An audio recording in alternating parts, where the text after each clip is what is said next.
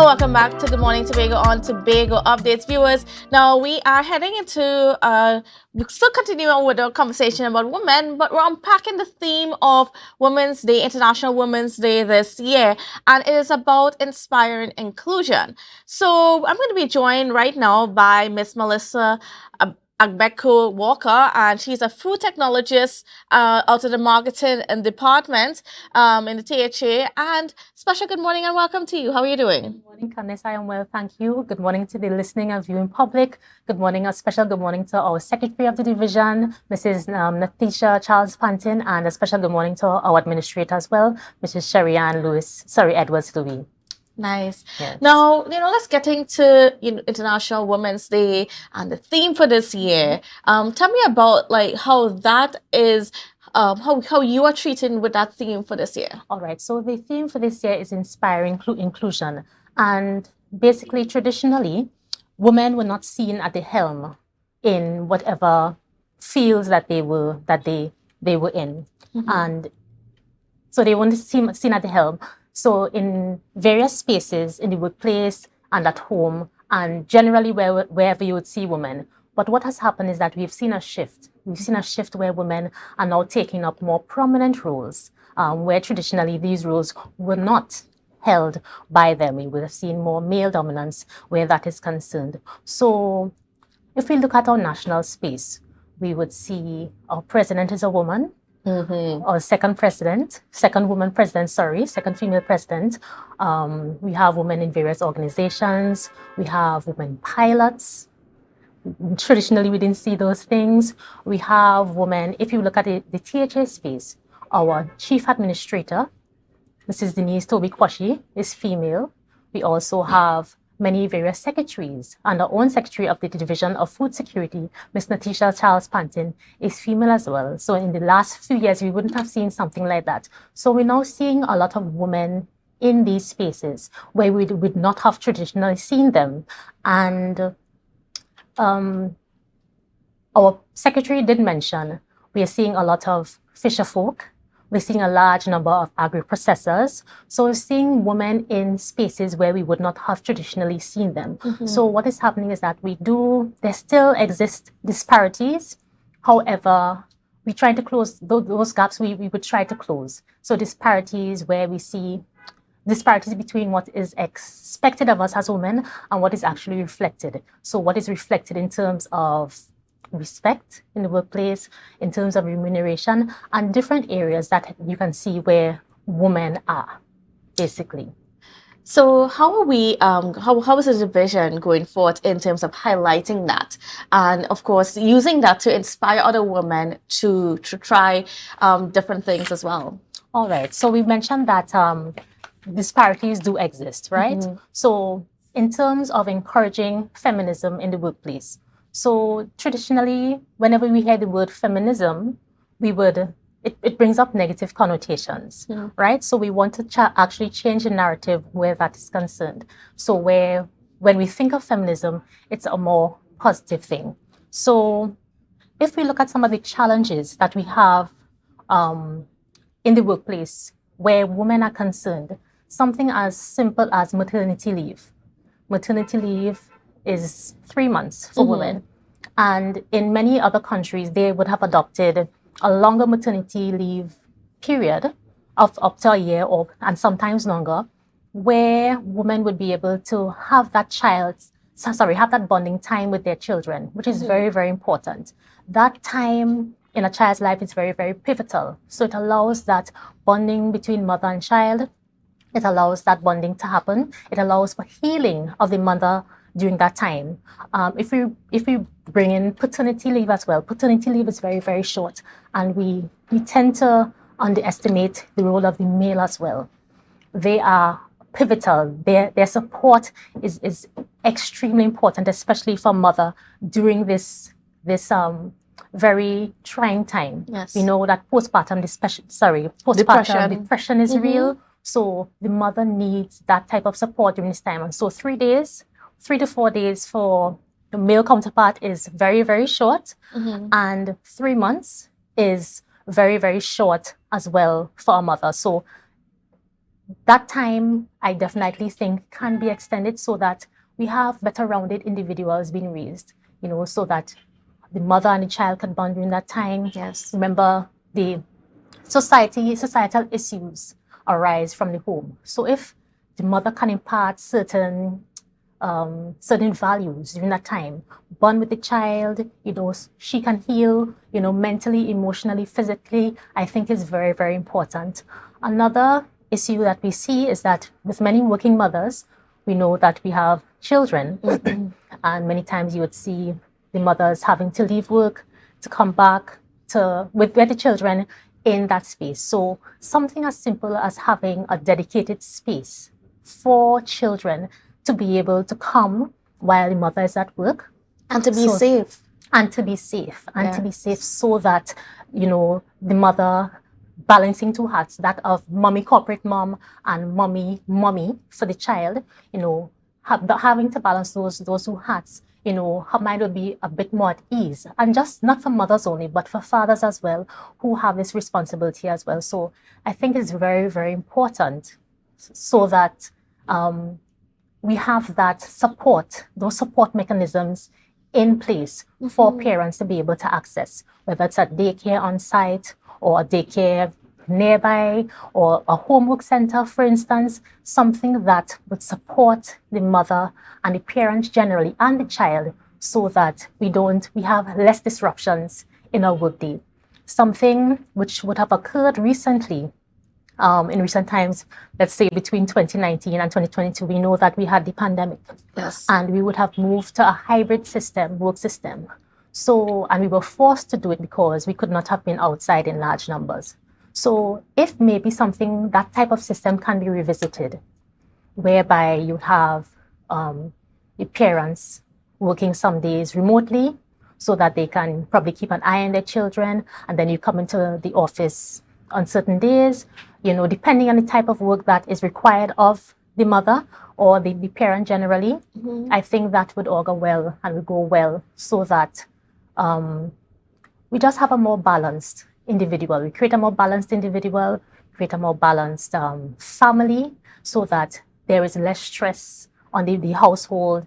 There's less stress when you have to commute, and we could see that the consequences are far, far reaching. So those sorts of systems, if we put them in place, we have some things in place, but not officially, but if we could have something officially in place, I think that would be very, very supportive for parents. Why do you think that, even after all we went through in the pandemic and even after families in all sectors of work, understood that, hey, the benefits of having their children around and stuff like that and being able to figure out a way how to balance work and, the household and, figuring out the remote work system. Why is it that we still have to go back to a state where we're back out in the physical places and then it's back to a reluctance to have that remote work set up? I think that is what we've grown accustomed to. We're accustomed to an 8-to-4, 9-to-5 job. We're accustomed to coming into the office, clocking our hours. We are accustomed to that. However, the world is changing. The world is changing, and many countries, many cities have adopted this remote working situation, and they're seeing a boost in the productivity of their staff. And I want to stick a pin there because, a lot of times there's the notion that, if some employee is allowed to work remotely, then they're not going to be productive. I think we're so accustomed to the hours of work. So probably we could look at task-related work, where a certain task is given and it is completed, to the best of the employer's ability. So we have to really shift our thinking to think, okay, we don't have to see the person physically at work. They can work remotely and still get good work done, and sometimes even better work done. Because during the pandemic, many people reported that they got their best work done while they were at home. So I think this is very, very important. This is very, very pivotal, and probably reconsideration of the way that we do things. We know we've done things a certain way for a long time. It doesn't mean that it's the most effective way that things can be done. Things can always be improved. And I think we should really open our minds to the possibility of doing things differently. Definitely. So going back now to the theme for this year's Women's Day, and being able to inspire that change and inspire the way that we view the workforce and everything like that. How are you guys, trying to do that inspiration? Inspiring women to just it's inspiring the change in the workspace and so on. All right. So we know that it's International Women's Day. So in my capacity as a food technologist, that's my capacity within the division. However, I do wear many different hats. And all of these different hats are actually geared toward empowerment of women in some way, shape, or form. So, for example, so when that happens, when that is the case, and when this is the case, I'm able to draw on the expertise of my other areas to be able to augment and then benefit and then serve my portfolio of food technologies so that I can be of better service or in better service of our both internal stakeholders and external stakeholders. So for example, yes, I deal with food. However, how does food get digested? How does it affect our bodies? Is food just food that we take in by our mouth, or is it what we take in through our eyes, our nose, everything?